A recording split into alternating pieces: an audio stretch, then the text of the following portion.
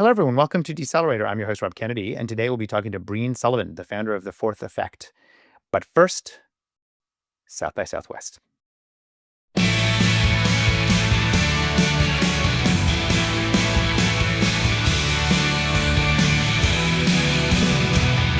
Well, I'm back from South by Southwest into my beautifully appointed office, as you can see. And I want to tell you my key takeaway from the conference, but I wanted to tell you how I got there first. It started with me waiting for 40 minutes in line for a piece of chocolate from Dubai. I then went to the startup floor where I saw a Mexican startup that had a gigantic plush doctor, and I had to avoid eye contact with him because if you don't know this, if you've never been to a conference, the people who run booths are trying to make eye contact with you. And if you make eye contact with them, you're legally obligated to talk to them. And this guy was plush and never blinked. So it's quite the accomplishment. Then, as a card carrying nerd, I went to the Fediverse house. Shout out to Flipboard and Surf. The Fediverse is the ability for you to create content and followers in a social networking kind of environment. And it doesn't really matter what platform you use because it's sort of portable across all the different platforms. So Blue Sky should be able to talk to Mastodon, and Mastodon should be able to talk to Threads. It's supposed to be a utopia where everyone can talk to everybody, and it doesn't actually work at all. And it still doesn't seem to work. Can somebody please explain to me what the heck is going on? Then I missed a UFO event to show my love for the startups at the pitch competition. In fact, one of the startups I submitted to the pitch competition, X Atoms, that actually uses quantum chemistry and AI to discover new types of materials that can then coat pipes and clean water as it passes through it, they ended up winning their category. So I'm glad that I sacrificed my UFO love for actually supporting a real company. I then went to a comedy show that included Tony Hinchcliffe, the comedian who made fun of Puerto Rico as a garbage island at a Trump rally, and saw Steve Byrne, a really talented comedian who was doing a bunch of crowd work. And I had the privilege of seeing one of the audience members get up, puke in front of everybody. And as he was walking off stage, a bunch of beer cans fell out of his pocket. So that was kind of how it went. But one thing that really struck me was a panel on podcasting in 2025. What's going on? And the answer is it's still pretty messy. YouTube is now obviously one of the dominant long form podcast platforms for discovery and ads and all that other good stuff. But it's still kind of weird, right? Like, do you listen to YouTube on your phone? No. So there's just kind of weird about how you asynchronously listen to podcasts if they're on YouTube. And then on the podcasting side, CPMs, or the cost of an ad, is still significantly better on audio platforms than it is on YouTube. So advertisers have to explain to their customers why this flavor of video, it costs a lot more or the same as this flavor of video on YouTube, say, even though the audience numbers are completely different. But what everyone can agree on is that video and audio are blending. Nobody knows what that actually means yet. But what struck me the most is it feels like the tech economy and the creator economy are kind of the same thing. Everyone has a startup with vibe coding. Everyone has a podcast. Everyone has a YouTube channel. And the big question of it all is, can I trust the person at the other end of this feed? Oh, yeah. And a shocking amounts of meat. My guest today is Breen Sullivan. Breen is bootstrapping a company called The Fourth Effect, which is basically a marketplace for founders and board members to meet. The board members could be fiduciary board members or board of advisors. And the idea is to create this sort of trusted environment for founders to get the subject matter or market expertise that they need. And experts, people who are board members, get them the ability to actually get board experience, which is really hard to do, especially if you're just starting out. And so I think I really like this because marketplaces are hard. Bootstrapping a marketplace is hard. And then layer that on top of the fact that she's trying to create a sense of community around this group. Again, also hard. Breen, having been a lawyer, has something to say about the structure of how these things work. So I think that's really fascinating and needed, and has a lot of war stories to boot. So without further ado, I'll pass it over to Breen and me.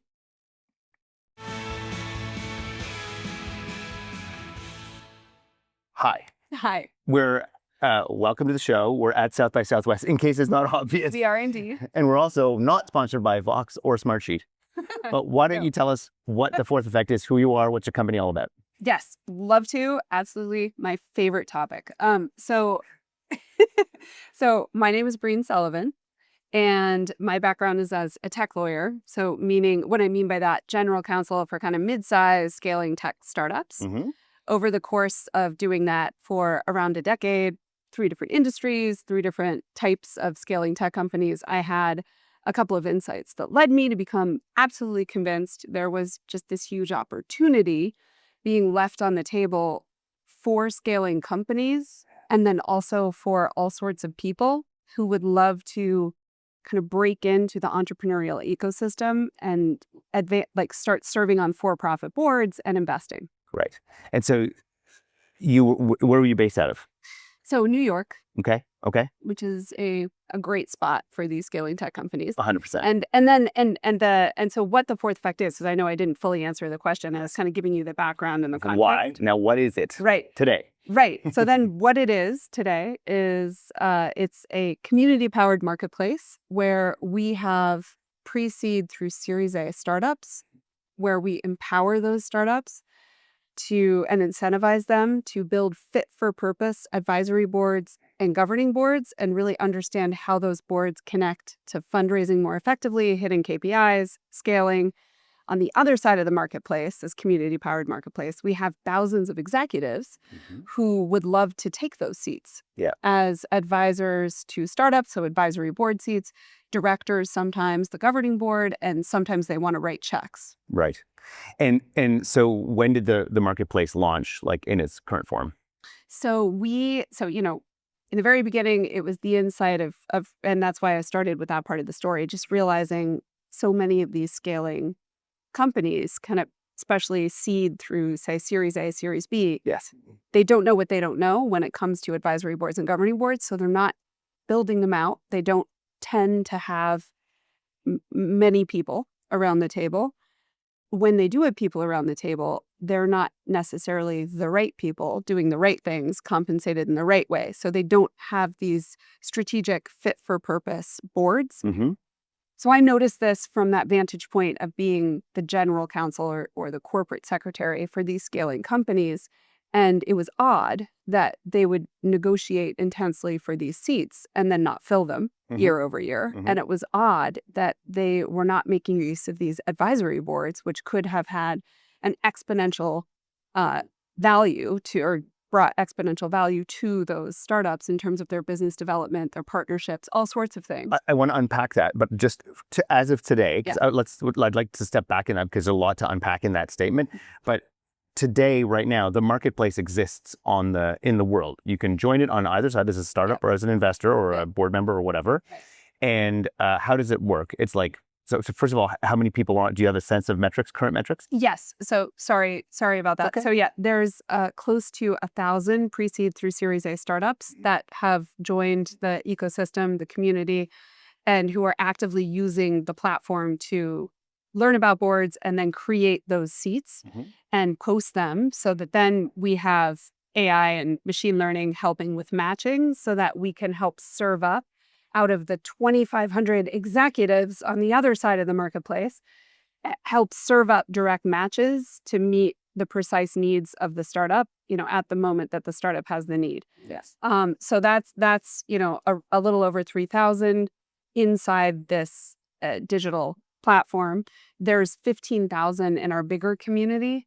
Out of those 3,400 or so premium members inside the platform, they span countries. So we, in fact, have over 40 countries. I think it's 445 cities worldwide where there are pockets, like little communities of members. And a lot of that has been driven, it's all organic word of mouth growth, but a lot of that has happened because entrepreneurs in other parts of the world really need to break in and scale, capture new markets in the United States and in other countries.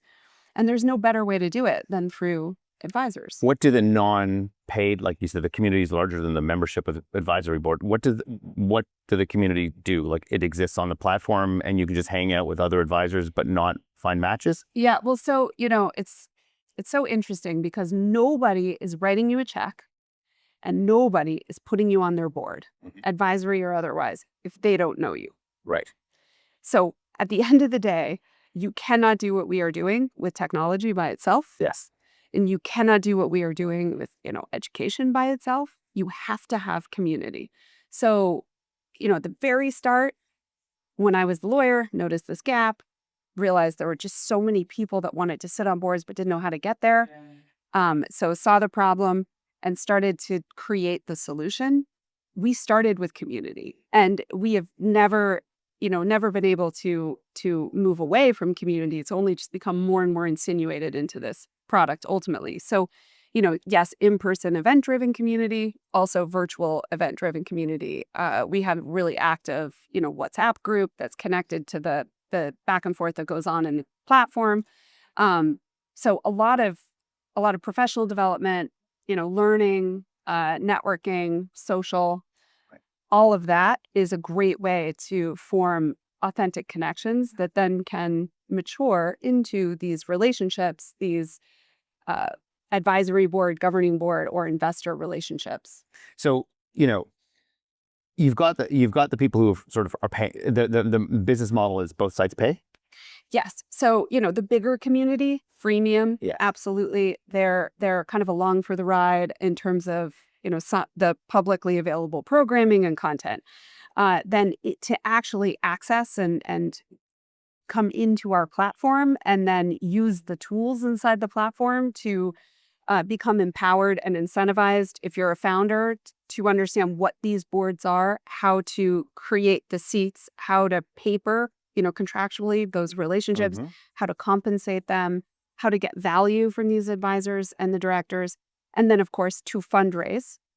To do all of those things, you need to come inside fully at the kind of full level and have an account and pay an annual subscription or a monthly subscription, and kind of build out your real estate inside the platform as well as the community. Mhm. On the other side of the marketplace, same idea. If you are serious about making, really strengthening those relationships that will lead to your board opportunities and your investment opportunities, then you join us Mhm. at that premium level. You come in as an executive member. If you meet our qualifications, you sort of have to go through like an application period. But then you can really think about, who are you as a potential advisory board member? What type of business do you bring the most value to? How do you articulate that value prop? We help you do that in the platform, teach you all about the landscape, and just make sure that you have the same syntax, the same vocabulary as the founders, and the same understanding of what value. So how does it trust? Like, so I get, like a typical marketplace, supply side, especially if you can bring people money or there's something, there's always a lot. Right. Not to say that it's easy to curate them, but you have to, if you're like, I can solve a problem for you, a supply side always says yes. Demand side, effortful to bring, but you have to convince them to bother come on the platform, but maybe less so with you. I guess my question is, how do you build trust? Because at the end of the day, you've got, you do some vetting of the human beings before that, like you help them sort of set themselves up. You're not asserting anything about the credentials of the person, I don't think, when you bring them on the platform on the paid side, on the supply side. Well, we do. So, Okay. I mean, there's vetting that's happening. Okay. So in the first month, when companies sign up and join us and start their 30-day trial, Mhm. and when executive members come in and start their 30-day trial, we are looking at them. Mhm. And we go to their LinkedIn, kind of get a sense of who this startup founder is, who this executive is. Do they meet our criteria for membership? Okay.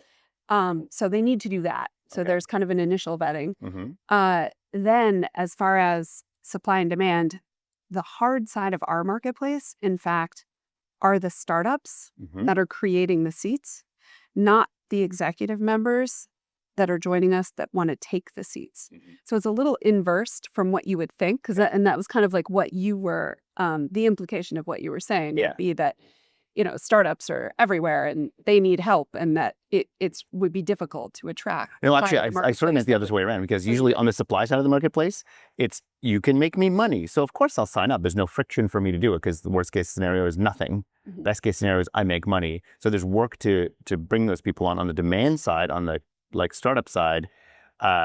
In normal marketplaces, it's kind of like a B2C or B2SMB style play, where you just have to be like, come to my marketplace. And they're like, I don't know what you're talking about. I don't really believe it. But I would imagine in your particular case, the startups know they need the help. They just don't know what they need. So it might be an easier sell, or is it not an easy sell? I mean, it's interesting because I don't think it's straightforward, because I think both sides are making money.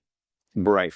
So I think both sides are supply and both sides are demand. Interesting. So Okay. I think it's a little more complicated. Okay. And this is partially where the incentivizing, empowering and incentivizing why this is so important. Mhm. And this is where, follow me on this journey. But a big reason, in my opinion, that there is this huge opportunity, but also this huge kind of disconnect and loss of value is because of syntax. It's because of confusion around terminology Mhm. and around understanding what is the value prop for both sides.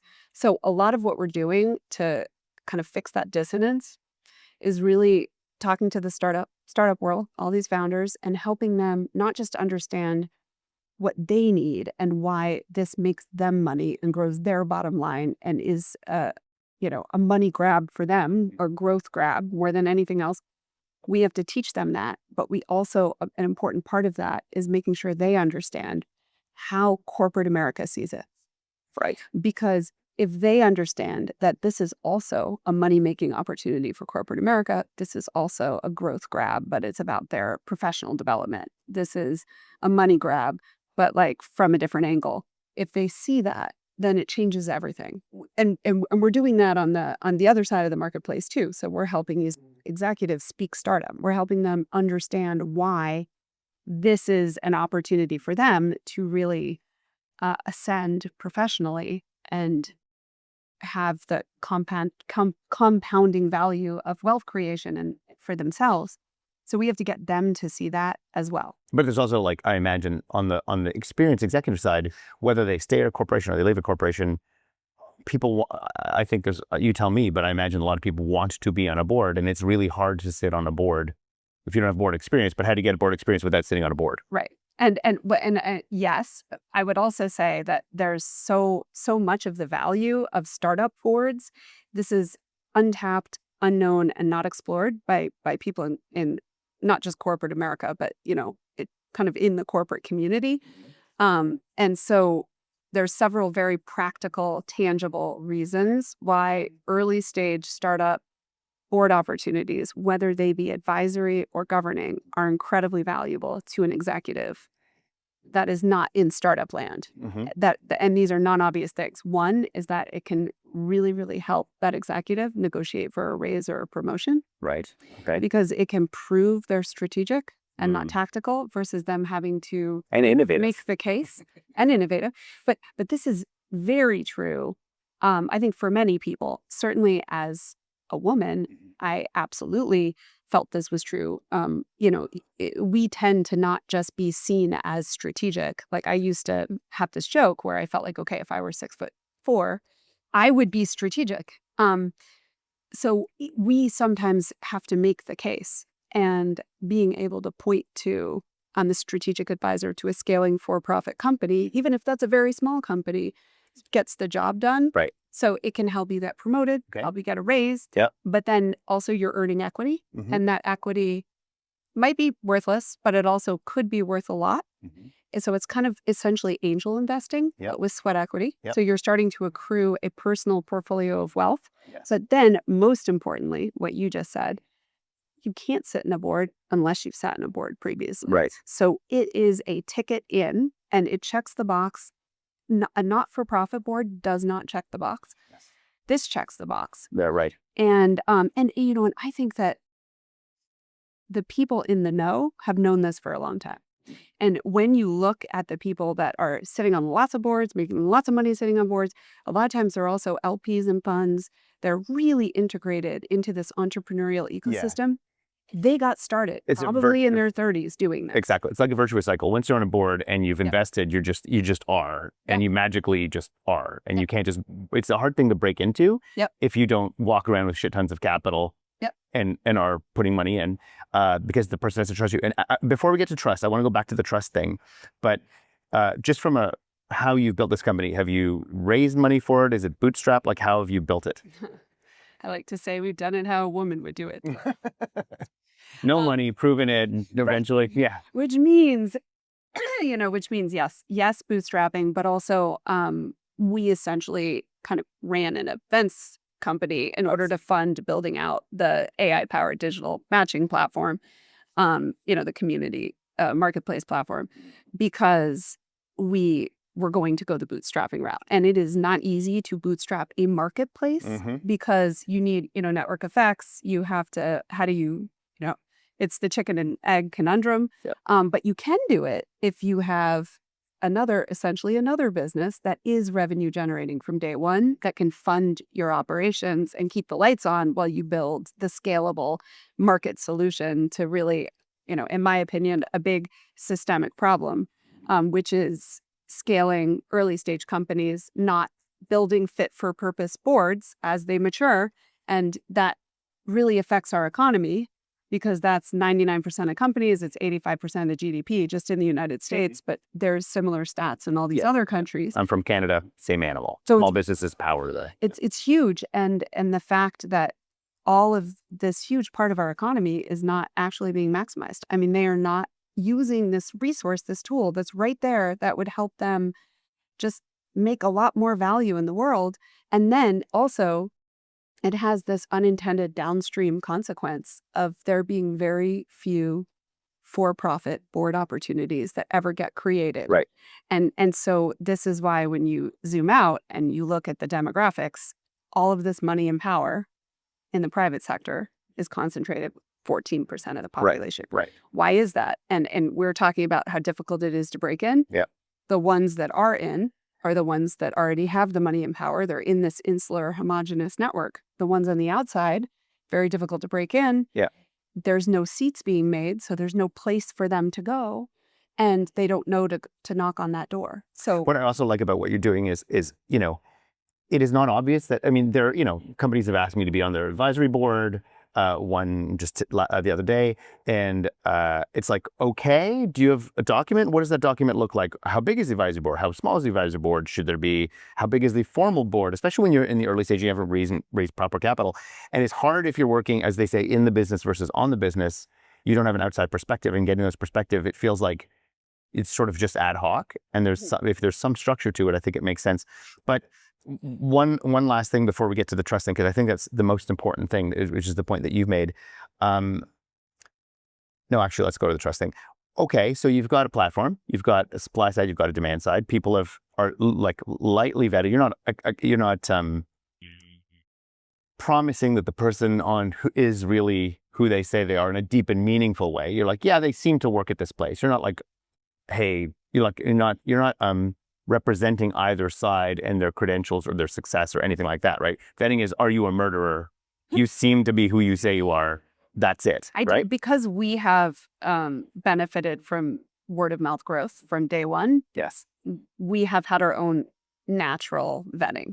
That's just because every single person is being referred by someone. He's already part of our ecosystem. So it's enabled us to have a real high trust community without going through that intense vetting process. So maybe that answers the question I was going to ask, which is like, look, advisory shares, board share, whatever, like formal sitting down board shares, you're marrying the person a little bit. I mean, you can fire them and kick them out later, which we can talk about. But when that connection happens and you want the person on your board, the person wants to be on your board, you're giving up equity. That's expensive and scary. And how do you build up that trust relationship so that the people want to work together in a meaningful way? Okay, so I'm really glad you're asking that question. And there's actually a number of different things I want to respond to in the statement you made. One really big thing is just what you're thinking of when you say the words advisory board.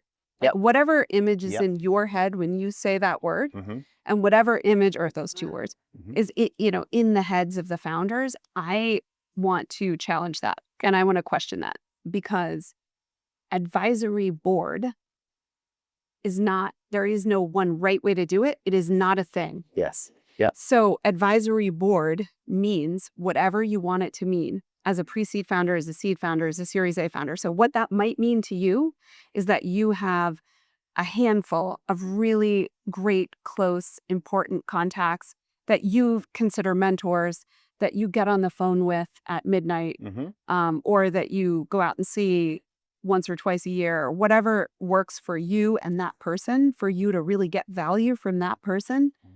That, whatever you call them, mentor, friend, ninja, advisor, that person is part of your advisory board. Yes. And then so say you have 2 or 3 of these relationships, or you have 7 or 8 of them, they grow and change, and I want to talk about that too. But at any given moment in time, your advisory board, if you just take a snapshot, it's whoever those people are, those high trust relationships that are bringing a lot of value to you, whether they're compensated or not, whether there's any formality or not, whether you have any sort of like assembled board meeting or not. Excuse me. No worries. It's very dry. It is very dry. But none of that matters. And so a lot of what we're doing with both sides, frankly, is really dispelling all of these, whatever these notions are that are inside people's heads, so that the founder is empowered. Like this. But does that mean like you're defining what it means? You're like forcing people to say, this is what this is. You're qualifying or whatever what that relationship is in words, so both parties understand the relationship they're getting into. Yes. And because I'm a tech lawyer by background, this is one of the advantages. I know legally whatever names you give to these relationships and whatever level of formality may or may not exist and whatever amount of compensation may or may not be exchanged, it's all the same. This is a contractual relationship. So you mentioned marriage, and certainly when you're talking about the governing board, the fiduciary board, that is much more of a marriage type relationship. Although if you're entering into it as a founder, when you still have control of your cap table and you are the majority shareholder, you still have a lot of maneuverability there as well. But sticking with the advisory relationship, it is contractual. And because of that, if you understand that as a founder, it's way less like a marriage because you are in control.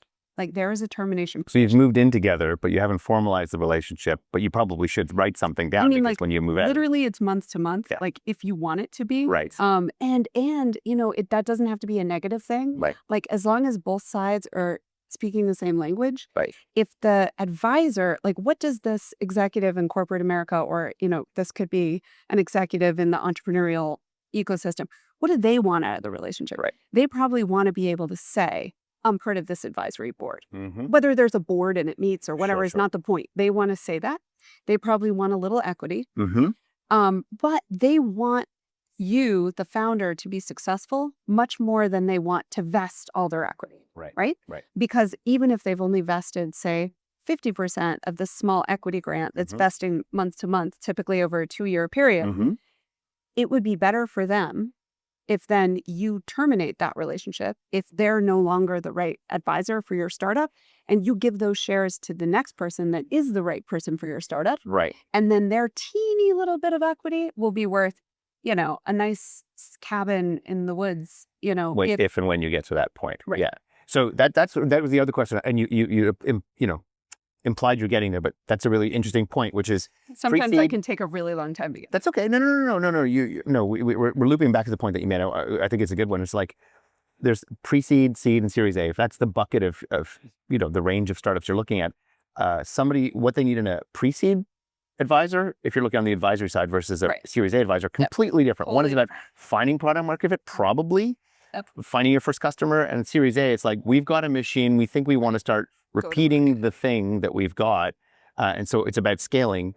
And so you do want that relationship to end. And I feel like it is like dating, again, talking not about the formal board, but the informal whatever. It's like, how do you know when it's time to break up? And if it's never formalized, you never know when it's time to break up. But inevitably, I imagine that the advisors that are on at the pre-seed stage are not sticking around at the Series A, I imagine. Yes. And so part of the kind of tools and templates that we provide to the startups and the other side of the marketplace, the basic contractual, the agreement that we recommend the founders use and the advisors use, and that we want them to negotiate specifics. Okay, we're going to use this template. This template will really clearly define every month there's this expectation of what I am bringing to you, startup founder, and also the standard length of time is 1 year or 2 years. It's not more than that because you are iterating and evolving and pivoting and changing. So, so you don't want the pre-seed advisor to be the advisor where you're seed plus. Now, of course, there are some exceptions. Sometimes you can use this bench of advisors to really identify those incredibly important high trust relationships. Sometimes some of those people grow with you. You know, sometimes you are renewing that advisor agreement for another 2-year term, and they are still your active advisor when you're at the seed stage. They are still your active advisor when you're at the Series A stage. Doesn't frequently happen, but like there are certain key people where it does. And also sometimes that key person comes with you as an independent director. Well, so that's a perfect segue. So let's flip to the corporate side of things. And it seems to me there's two kind of halves. There's the, let's start with the easy one.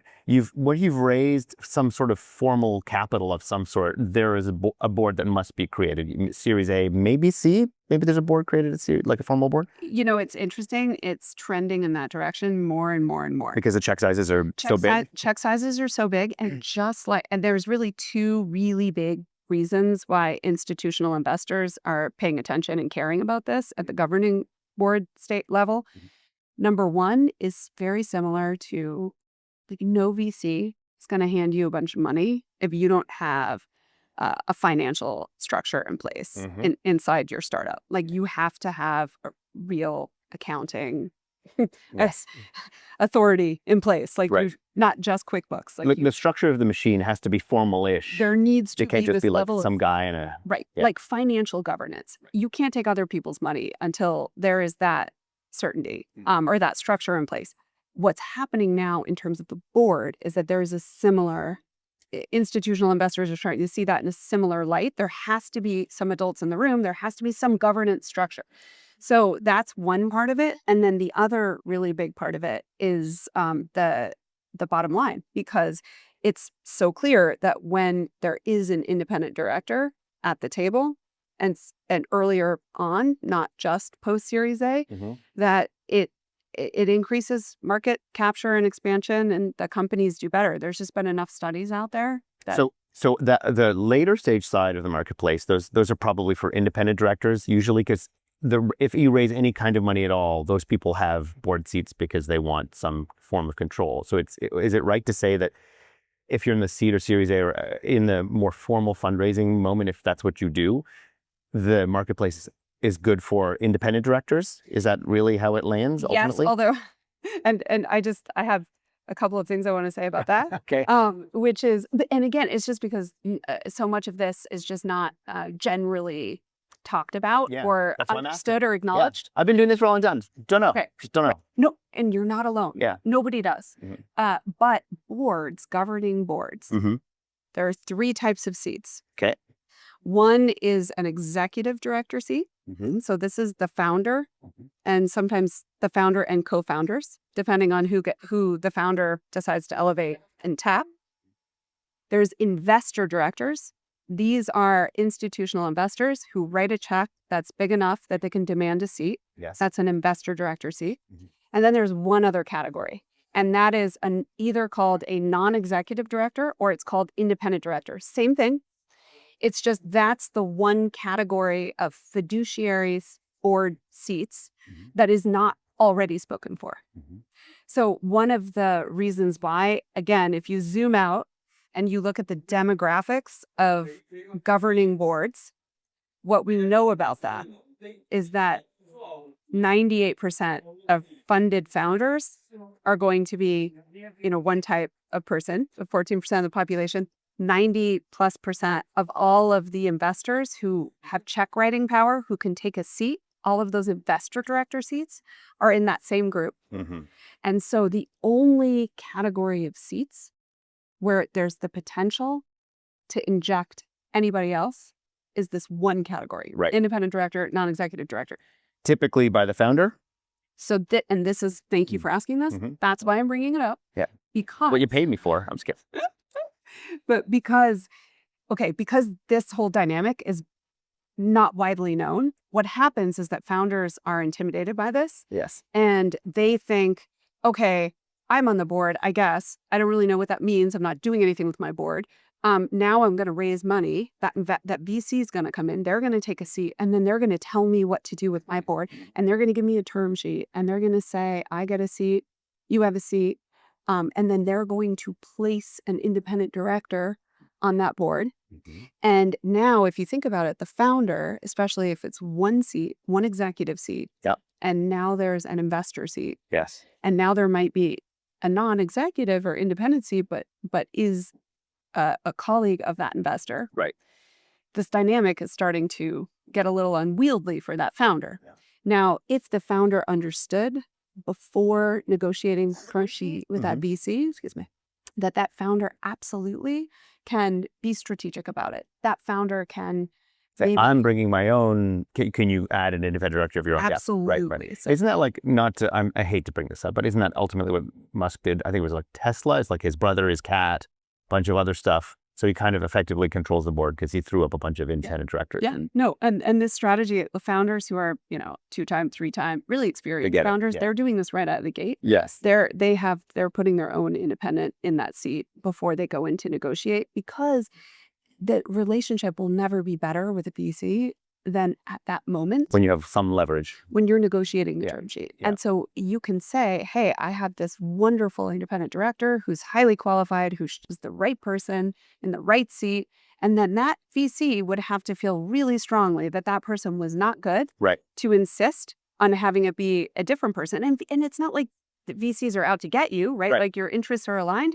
So, but it's a way for you as the founder, this is your person. And strategically, you put the person on the board before you start negotiating the term sheet, because it's about taking away somebody as opposed to negotiating to add. Why would you concede that? Why would you have to negotiate that? I see. Exactly. So let's flip to the other side, which I think is weird and interesting in its own right.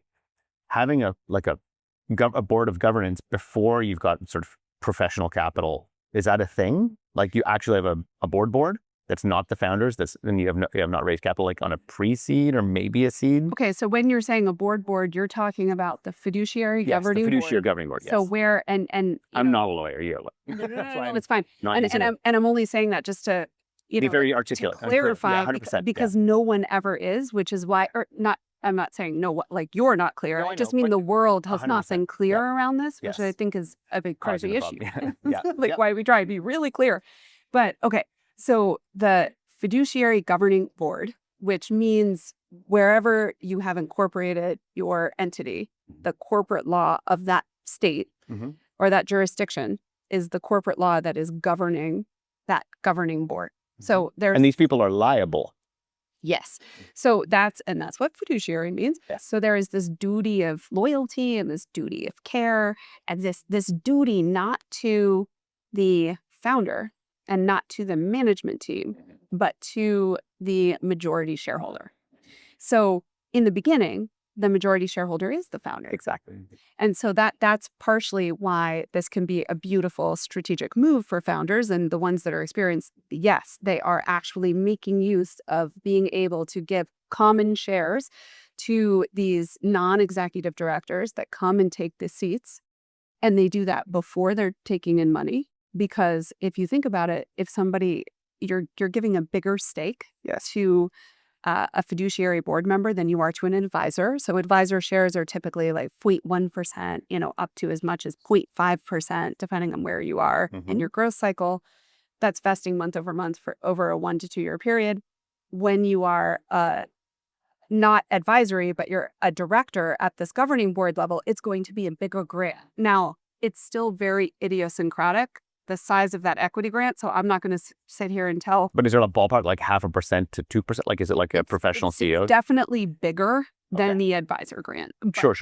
But then seriously, there's not that many goalposts out there for exactly what that size grant is. Yeah. It depends a lot on many factors. Right. But that person has more skin in the game. But it's not like 10%. Like, it's not like founder level craziness. No. A percent, kind of like low single digits. Right. And I decimals. And it depends on, how really the negotiation and the leverage and all the rest. But it's also good for the founder to have the person, a little more incentivized, right? And then because they have this fiduciary obligation and duty, that means that they have the liability. That's the flip side of that legal responsibility. So it's higher stakes for that individual. So the reasons why, as a super early stage founder, you wouldn't immediately put an independent in place, it's a very practical reason, is that you need D&O insurance before you do that. Now your directors and officers, directors and officers insurance. Yeah. Your advisory board, you do not need this. Yes. There is not. it's a 1099 contractual relationship. There is no need to have special insurance in place on either side. You can terminate it at any point. With the governing board member, you need to have the directors and officers insurance because that individual Is liable for all sorts of things. And so that insurance coverage is the right thing to do because then that individual has that protection. So in order to get D&O insurance as a startup, you either need to have enough revenue or, be on that fundraising path. You need to be on your way enough that an insurance carrier is willing to write the policy for you. Right. And you have to be able to pay the premium. Yes. And the premium's pricey. So it's going to Yeah. be like cheapest, like $5,000 a year. Right. It's not like, Right. it's not an inexpensive insurance. So, So that's the inflection point. The inflection point is some amount of money is about to come in. And is it like 50, 100K MRR? Like, is there like a... No. It honestly, I think there's a lot of it depends on the economy. It depends on the insurance carriers. It depends on like how bullish they are. And why would you do this? Why would you do this at that stage? I understand you can, in the anticipation of doing some other thing, I get it. But why would you not just have a board of advisors that is cheaper? Why would you want an independent director when you control 98.9% of the shares? 100%? Well, so I think mostly you want the advisors because they're cheaper, and you're still getting, if you're doing it right, a lot of value out of those people. Having one independent that you're putting in place before you're taking significant money from outsiders who will then take seats, maybe one or two, it gives you that strategic advantage of already having them in place before you take the money so that you retain control longer. Right. That's one reason to do it. Another reason is because they are getting a bigger equity grant, because this is a bigger deal. Like for that person, this is a corporate board seat. This is the golden ticket. This is like they get this independent seat. Now they can go out and get 5 more, and they can be one of those people that just makes a ton of money and tons of equity just sitting on boards and doesn't have to have a job. So say that again. I'm just kidding. so people want it really badly. Yeah. So as a founder, if you get, this is a way for you to probably get a bigger fish, get someone who can really open doors, like really be game changing for your company, because this is a bigger deal for them. Like their reputation is staked to this. They're talking about this publicly. So, but let's talk about that. The last thing before we talk about the future is like, okay, so a lot of corporate people who have experience, I meant the people on the executive side, the people that you're bringing on the advisory or fiduciary board, I'm going to get the words right, experience in the career, probably not ex-entrepreneurs who have exited. It can be, but it sounds like the majority, you tell me if I'm wrong, but the majority of the supply side is senior leaders in organizations who've been around the block, not necessarily entrepreneurs. Is that right? It's funny. So we have you are always qualified in the fourth effect to be an executive member if you have been an entrepreneur that has gone through an exit, whether that's a successful exit or not. That's fine. That immediately qualifies you to be a board advisor. Now, entrepreneurs, like former entrepreneurs, or many have been executives, corporate executives. They become entrepreneurs, then they're corporate executives again. Right. They move back and forth. I would say that's probably the biggest chunk of our executive members. Okay. They have their toe has been dipped in the entrepreneurial sea, right? Like at one point or another. And then yes, you have the seasoned executives who are further removed from this entrepreneurial landscape. Right. So I'm going to cough again. Excuse me. So that's what's so interesting to me is like, in my experience, I'm going to say the things, you don't have to say the things.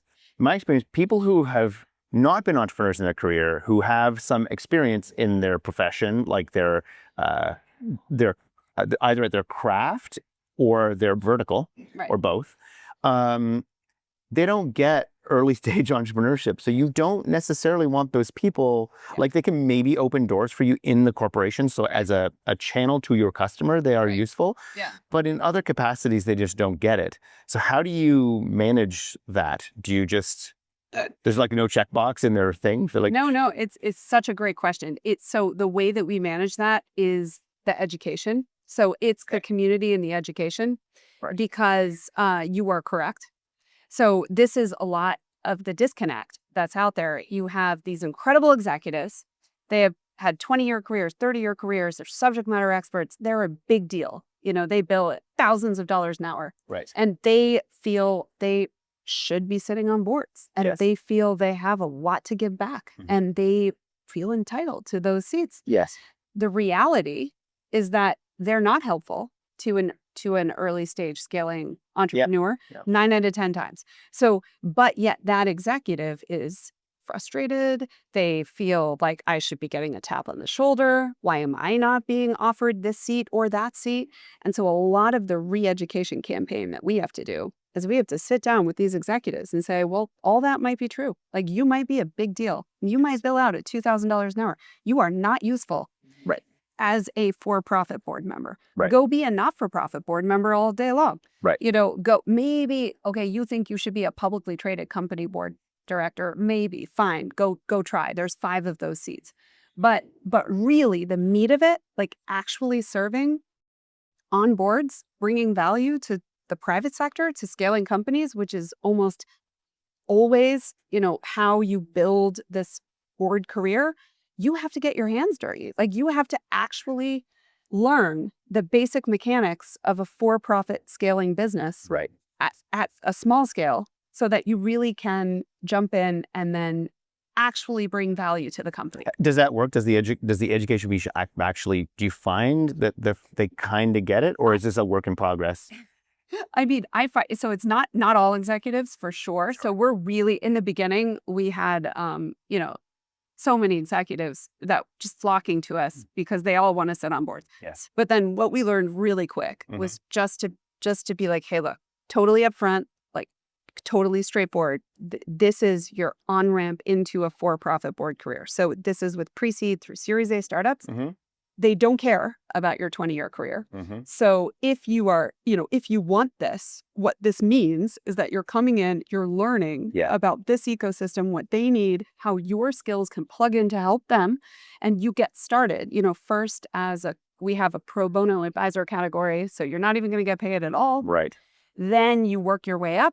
Maybe now you can earn a little equity because now you understand you're going to help this startup really get contracts, get business development, whatever it is. Now you kind of understand how the game is played. You get to know these entrepreneurs. Okay, now you're valuable, right? Do they turn I'm curious, do they turn their nose up it? Are they disgruntled that they have to? Oh, some do. Like, yeah. Oh, some are like, my favorite is when they're like, I mean, I know. They would have to pay. I want paid boards. I want these startup founders to pay me thousands. Right. I'm like, That's like half of the money. Okay, so let's turn our gaze to the future. You've got a marketplace. It works. You've bootstrapped it to this point. You're bringing in revenue from both sides. Yes. What do you want to be when you grow up, and what's next? Well, I love that you asked that. Okay, so today, yes, we take money from both sides. We also have a lot of sponsorships. We have partnerships. We are also starting to invest more directly in our startups. Okay. So, right, so far it's been informal. There's been... You don't take equity, by the way. So it's just cash for the startups. And we really, very much on purpose, decided not to do that because so many of the startups that join us are underrepresented, or they are not part of that teeny little sliver of 2% of startups that are venture backable, that Silicon Valley is paying attention to, and that the law firms care about. And 90% of all the panels you've ever heard or any of the material out there about boards is only catered to that tiny little sliver of companies, which is not 98% of companies. And so not only is it incomplete and confusing, but it's also not on point, and it's worthless for like 98% of companies. So we're largely servicing, we service all the companies. We have some of the 2% sliver, but we've got them all. So right there, we didn't want to take equity because we don't want to put them already kind of behind the 8 ball to give equity but not have cash in hand. So we only want to take equity by giving cash. Right. So that's where we were going. I distracted you to make it clear that you don't take equity, but you're thinking of investing. Yeah. So building a and we do fund? well, there is where's the money come from? there is an investment club, and this Okay. just happened organically because we have 1,000 scaling startups. Yes, they benefit from fit for purpose advisory boards and governing boards, but they also benefit wildly from money. So we want them to be able to be very clear about their fundraising. And actually, it created a category called angel advisor in our ecosystem, because when you are building out your advisory board and you're looking for this very specific, perfect skill set that will be game changing for your company, how much better is it if that person also gives you a check? Right. Right. So angel advisor. And Right. if you are an angel investor, that really serving as a board advisor for these early stage companies, Right. it is angel investing. It's just like a different version. It's your sweat equity and your time. Yeah. So sometimes you also want to give money. Yeah. So anyway, so our founders can collect angel checks from their advisors. That's a direct way to take money in the door. And then we also let them post about their fundraise. We have a lot of pitch competitions because all of those thousands of executives that join us, they're accredited investors, whether they know it or not. Right. So we have to re-education campaign. This is how you speak startup. This is why you should sit on a startup board. But also, you're an investor. This is By what the an way. angel investor is. Yes. Think about investing. But you're not like angel listing. You're not trying to like collect, or is that So part of the that's plan? what we are starting to do now. Got it. Okay. So like we have Those investments that happened in the past were just like you happen to be in a marketplace, you're facilitating a transaction. You have nothing to do with that. We didn't. The fourth effect, we didn't. We weren't running the SPVs. We weren't getting. But them you're just captive. hooking them up, and you were walking away. They So- do whatever they need to do. So we have something called an investment club, and they're they're doing pitch competitions, they're fundraising, but we are not a funding portal, and we're not like part of it. Right. Now tomorrow Okay. we are Not literally through tomorrow. very soon, Oh, okay. hopefully, Okay. maybe not tomorrow, but like next week, Yeah. we are ourselves through an angel syndicate within, because there's 300 members in our investment club that are angels or LPs. And Wow. so we've gathered a subsection of them together, and we are going to run our own SPVs and invest in a subset of our companies as angel investors.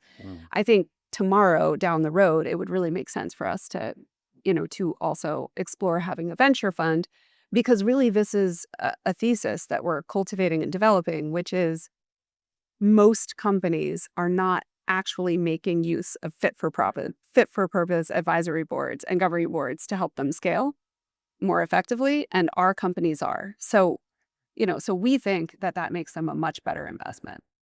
Was that always, just the last question, was that always the plan, or was it like you've got this ecosystem, you see these things happening, and you're like, that's a thing we could participate in? Was that part of the evil master plan, or is the evil master plan unfolding? I would say it's like always been in the ethos of the evil master plan. It's more like, my experience of this has been, it's a giant limestone block and chipping away at it for the last 6 years.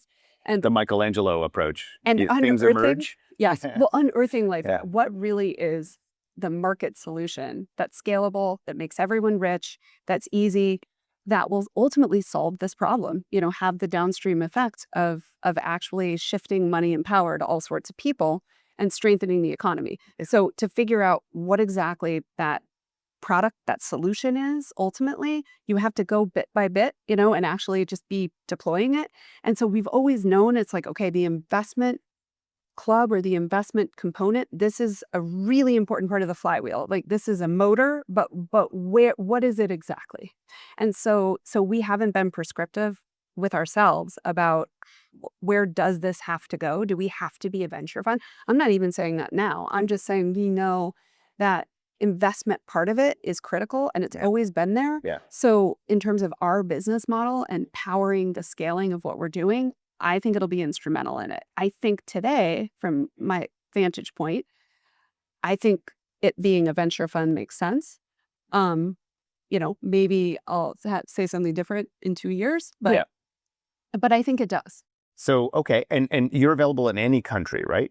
Yeah. Or there are 50 countries, you said. Like if not, Well, the both last on time, both sides of the marketplace. it could be 50 countries now. The last time I checked, it was 40, but that was like in November. Oh, wow. Okay. Yeah.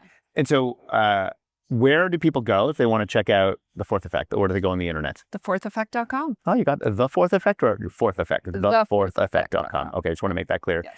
Thanks for hanging with us at South by. I know you've got a million things to do. Like, this isn't real, but you have to go off and do real things. So thanks for hanging with us, thank and you so really much. appreciate you coming on the show. Thank you. This is an absolute pleasure. Now we just stare at each other until I cut it. I'm just kidding. Thanks for watching. Keep building, and until next time.